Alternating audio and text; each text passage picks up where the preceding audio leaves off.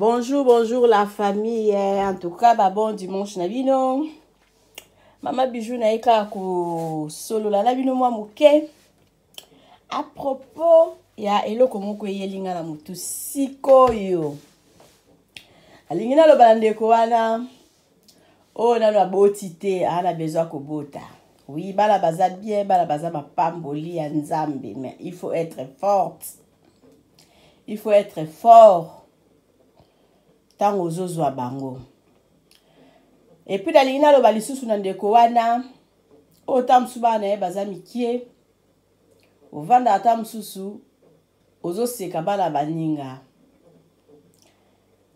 baseka mwana muninga te pe bachola bana baninga te parce que oye koyela olobi oyebi te soko vanzi osilisi kobota omoni bana na onyoso tu bakoli okumisi nzambo binzambi merci banda bazalaki mikie banda ko pambola kabala na yo banda bazalaki mikie banda ko veye na bana na yo mais nous kotala bana ya baninga nous kotala ba famille ya baninga pona ko chola bango pesa kabala na ba exemple ya bana oyo omona ki baza malamu mais ezate ke pona ko monka kabala ya baninga soko vandi ozo monkie bana baninga parce que oyebi ya yo te ndenge nini bakokolela eloko ane eyelinga mpona kopesa babone na nga lelo conseil nalingi lisusu naloba na ndeko oyo osalaka na bana na yo ozala mobali te